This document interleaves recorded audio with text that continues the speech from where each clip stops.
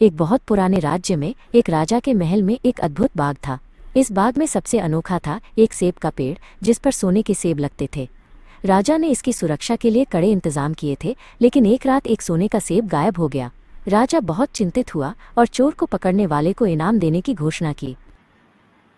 राजा के बड़े राजकुमार बलदेव और मंझले राजकुमार ध्रुव ने बारी बारी से पेड़ की रखवाली की, लेकिन दोनों ही सो गए और हर बार एक और सेब चोरी हो गया। राजा बहुत निराश था। तभी सबसे छोटा राजकुमार वीर, जिसे सब मूर्ख समझते थे, आगे आया और उसने रात में पहरा देने की अनुमति मांगी। राजा ने उसे मना किया, पर वीर की जिद पर मान गया।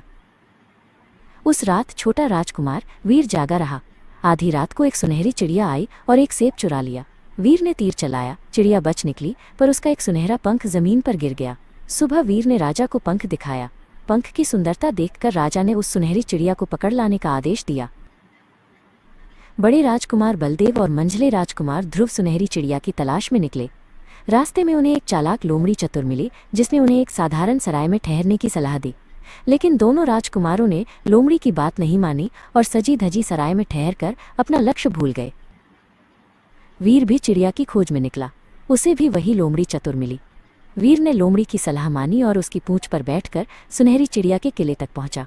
लोमड़ी ने उसे लकड़ी के पिंजरे में चिड़िया को लाने को कहा, पर वीर ने सुंदर सोने का पिंजरा देखकर चिड़िया को उसमें डाल दिया। चिड़िया ने शोर मचाया और वीर पकड़ा गया। सुनहरी चिड़िया के राजा ने वीर को सोने का घोड़ा लाने पर ही चिड़िया देने की शर्त रखी। लोमड़ी चतुर ने फिर वीर की मदद की और उसे सोने के घोड़े के किले तक पहुंचाया। उसने सलाह दी कि पुरानी जीन का इस्तेमाल करे, पर वीर ने फिर लोमड़ी की बात नहीं मानी और सोने की जीन उठाने की कोशिश की। घोड़ा हिनहिनाया और वीर फिर पकड़ा गया। सोने के घोड़े के राजा ने वीर को सुनहरे महल की राजकुमारी अनन्या लाने पर ही घोड़ा देने की शर्त रखी। लोमड़ी चतुर ने तीसरी बार वीर की मदद की और उसे सुनहरे महल तक पहुंचाया।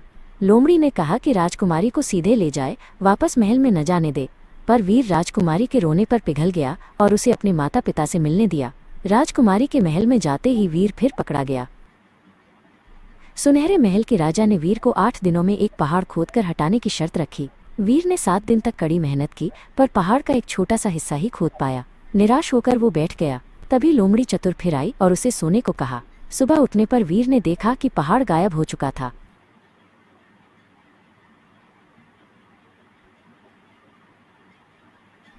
राजा बहुत प्रसन्न हुआ और वीर का विवाह राजकुमारी अनन्या से कर दिया।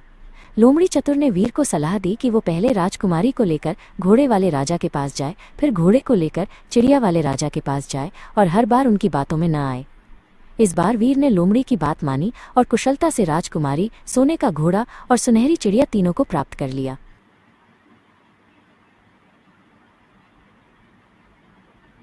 वीर ने लोमड़ी चतुर को इनाम देने की बात कही।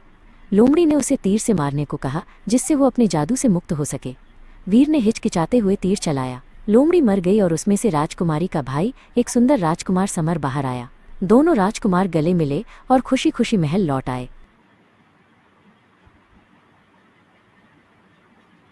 घर लौटते समय वीर ने अपने भाइयों बलदेव और ध्रुव को फांसी से बचाया। लोमड़ी की चेतावनी भूलकर वीर कुएं की दीवार पर बैठ गया।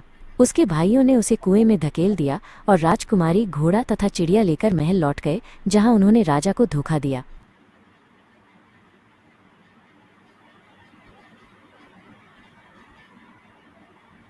लोमड़ी ने वीर को कुएं से बाहर निकाला।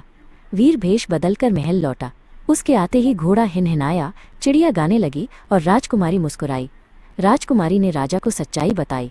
राजा ने बड़े भाइयों को राज्य से निकाल दिया और वीर का विवाह राजकुमारी से धूमधाम से करवाया। वीर ने लोमड़ी को ढूंढा, जिसने बताया कि वो राजकुमारी का भाई है, जो एक जादू के कारण लोमड़ी बन गया था। वीर ने तीर चलाकर उसे मुक्त किया और सभी खुशी खुशी रहने लगे।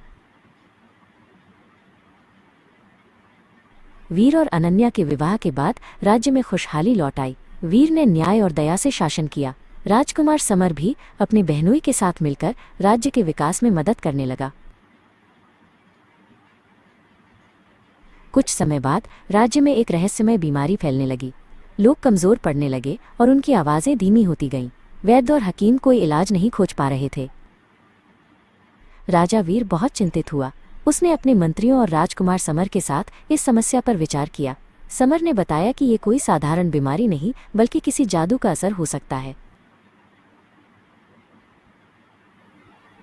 समर को एक पुरानी किताब में एक भविष्यवाणी मिली।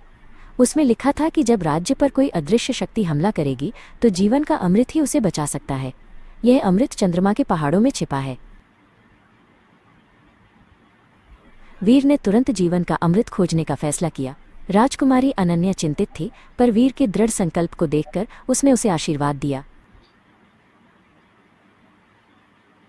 राजकुमार समर ने भी वीर के साथ जाने की इच्छा जताई। उसने कहा, यह सिर्फ आपका नहीं, हमारे पूरे राज्य का संकट है। मैं अपनी जादुई शक्तियों से आपकी मदद करूंगा। वीर और समर ने अपनी यात्रा शुरू की। वे घने जंगलों, तेज नदियों और ऊंचे पहाड़ों को पार करते हुए चंद्रमा के पहाड़ों की ओर बढ़े। रास्ते में उन्हें एक गुफा में एक बूढ़ा सन्यासी मिला। सन्यासी ने उन्हें जीवन के अमृत तक पहुंचने का रास्ता बताया, लेकिन चेतावनी दी कि रास्ता खतरों से भरा है। उनकी पहली चुनौती फुसफुसाते जंगल थी। इस जंगल में पेड़ फुसफुसाते थे और यात्रियों को भ्रमित करते थे। समर ने अपनी जादुई आवाज से इन फुसफुसाहटों को शांत किया। अगली चुनौती थी विस्मृति की नदी। जो भी इस नदी का पानी पीता वो सब कुछ भूल जाता था। समर ने एक जादुई पुल बनाया जिस पर चलकर वे नदी पार कर गए। अंततः वे चंद्रमा के पहाड़ों तक पहुंचे। पहाड़ चांदनी में चमक रहे थे और उनकी चोटियां आसमान छू रही थीं।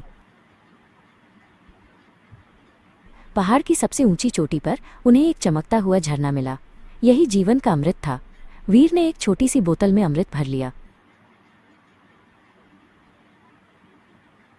वीर और समर जल्दी से राज्य लौट आए।